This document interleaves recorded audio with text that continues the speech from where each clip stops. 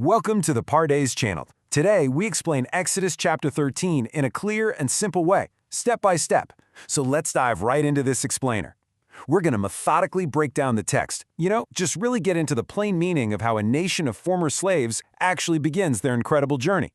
We'll be going verse by verse, uncovering exactly who's speaking, what's happening, where they're heading, and honestly, most importantly, why.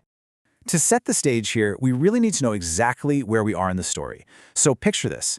The Israelites have literally just survived the devastating final plague, the death of the firstborn in Egypt. They just observed the very first Passover, right? Like just last night, eating the lamb, putting the blood on their doorposts. And now, today, it's the morning of their deliverance. They are officially, finally stepping out of the land of Egypt. Which brings us to a really fascinating question, and it's one this chapter answers absolutely perfectly. How in the world do you build a brand new nation out of former slaves? Just think about it for a second. These people have lived under the crushing weight of Pharaoh for generations. They know bondage inside and out, but freedom? That's completely uncharted territory. So what practical steps, what rituals, what rules are actually needed to forge an entirely new, free identity? Let's find out. Here is our roadmap for the chapter. First, we'll look at the firstborn and bread. Second, redeeming and remembering. Third, the journey begins. Fourth, divine guidance. And finally, we'll wrap up with some key lessons. All right, section 1, firstborn and bread, focusing on consecration. Let's start right at verse 1, where Moses receives immediate instructions about dedicating life and observing a new festival. Before they literally take a single step into the wilderness, God lays down some foundational rules. Verse 1 simply says, "The Lord said to Moses," which of course establishes the absolute authority of what's coming next.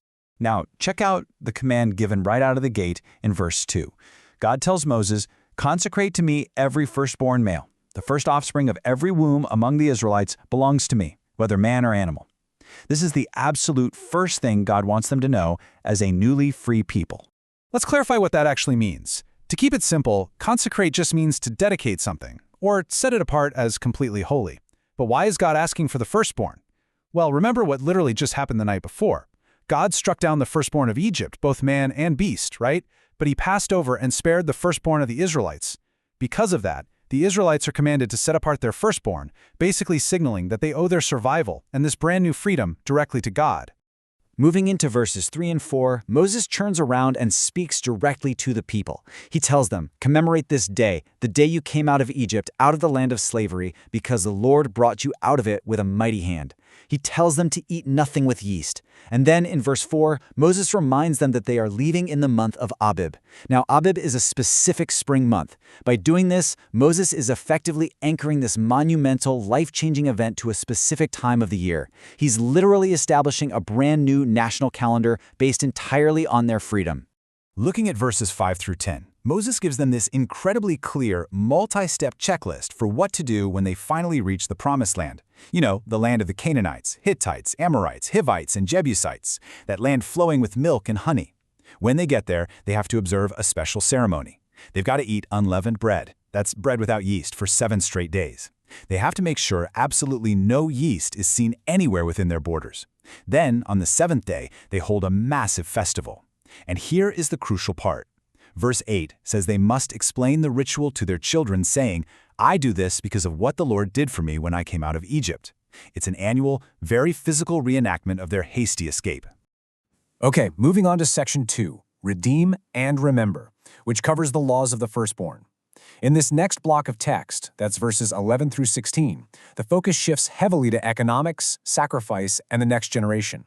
So we're transitioning from the festival of unleavened bread back to the laws about the firstborn that God actually mentioned back in verse 2.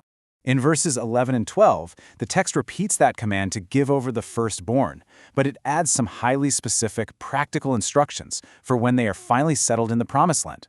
It says that once the Lord brings them into Canaan, they're to hand over to the Lord the first offspring of every single womb. Basically, all the firstborn males of their livestock belong completely to the Lord. And this rule brilliantly illustrates the massive separation between human life and animal life. Verse 13 spells out exactly how to handle different types of property. Take a donkey, for example. A donkey was a working animal, definitely not something you could sacrifice on an altar. So the rule is this: you must substitute or redeem a firstborn donkey with a lamb. If you choose not to redeem it, you actually have to break its neck. The point being, you cannot profit from an animal that rightfully belongs to God. But look at the stark contrast with human sons. Human sons must always be redeemed. You essentially buy them back. God is making it crystal clear here. He wants devoted lives, but absolutely zero human sacrifice. I absolutely love verse 14, honestly, because it perfectly anticipates the natural curiosity of children, and it basically forces parents to be ready with a clear historical answer. Imagine a child seeing a lamb being traded for a donkey, or money being handed over to redeem their older brother. Naturally, they're going to ask, "Hey, what does this mean?" And the text demands that parents answer, "With a mighty hand the Lord brought us out of Egypt, out of the land of slavery." The explanation parents are commanded to give in verse 15 is essentially a mini history lesson. It perfectly summarizes the heavy cost of their freedom and just how stubborn Pharaoh was. The parent has to look at the child and say, "Listen, Pharaoh stubbornly refused to let us go, so the Lord killed every firstborn in Egypt." That right there is the historical why. And that is the exact reason why they sacrificed the first male offspring of the animals to the Lord and exactly why they redeemed their firstborn sons. It takes a present-day physical action and links it directly to a past historical deliverance. It's brilliant. Verse 16 wraps up this section by stating that these practices will serve as a physical, daily reminder of God's mighty hand. The text says, "And it will be like a sign on your hand and a symbol on your forehead that the Lord brought us out of Egypt with his mighty hand." So every single time they perform these acts of redemption or eat the unleavened bread, that memory is supposed to be as obvious and as present as something literally tied to their own bodies. That brings us to section 3. The journey begins, leaving Egyptian soil. Let's move over to verse 17 and see how all this builds from just laying down laws to the actual physical departure. The speeches are over. The instructions are done for the moment. This massive crowd of Israelites is finally taking its very first steps away from Egyptian soil. Now, geographically speaking, the absolute shortest route from Egypt to the Promised Land is straight up the coast, right through the land of the Philistines. But the text explicitly tells us in verse 17 that God intentionally avoided the shortest route. Why? Well, the verse actually gives us God's exact reasoning. If they face war, they might change their minds and return to Egypt. God is actively managing the fragile psychology of a nation of traumatized slaves. Instead, verse 18 says God led the people around by the desert road heading towards the Red Sea. It's a much longer detour, sure, but it is a divinely chosen, safe path for them. Verses 18 through 20 give us the actual logistical details of this massive march, and it shows that they left highly organized and prepared, rather than just as some chaotic mob. The text specifically notes that they went up armed for battle, which means they marched in ordered divisions. They left their starting point in Succoth, and they traveled all the way to set up camp at Atham, which sits right there on the edge of the harsh, unforgiving desert. But sandwiched right in the middle of all those travel logistics is this incredibly beautiful historical detail in verse 19.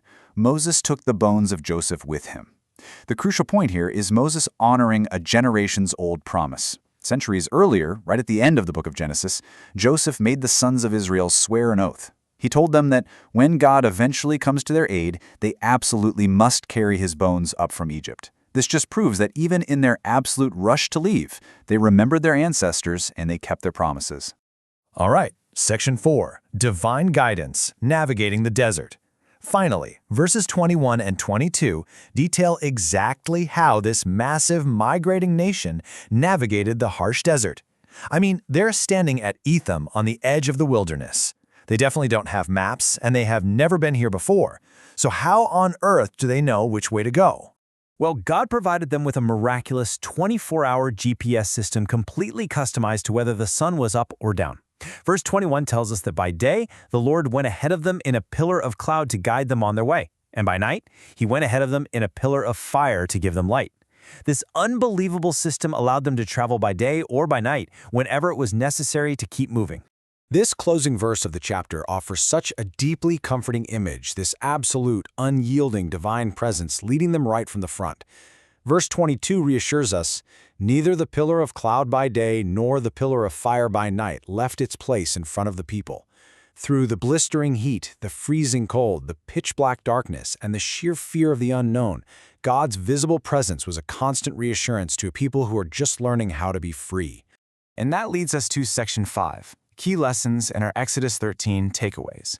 Having walked step by step through the plain meaning of the text, let's distill what practical life lessons we can actually take away from this explainer. We've seen the historical events, but what does this mean for how we understand human growth and community today? First, we learn the immense value of passing down traditions. By eating unleavened bread and redeeming the firstborn, these rituals create a shared memory that binds a community together. We also see how absolutely vital it is to actively invite our children's questions and to teach our history to the next generation so they actually know the heavy value of their freedom. We learn from that detour away from the Philistines that the shortest, easiest path is honestly not always the best or safest one. Sometimes a longer, much more unconventional path is exactly what we need to grow stronger. And finally, carrying Joseph's bones shows us that keeping our promises to the people who came before us truly, truly matters. As we wrap up our analysis of Exodus 13, I'll leave you with this thought. When you face a desert of uncertainty in your own life, what principles or traditions are leading you forward, kind of like your own pillar of cloud and fire? Thank you for learning with us. If this helped you understand the chapter better, like, subscribe, and join us for the next chapter.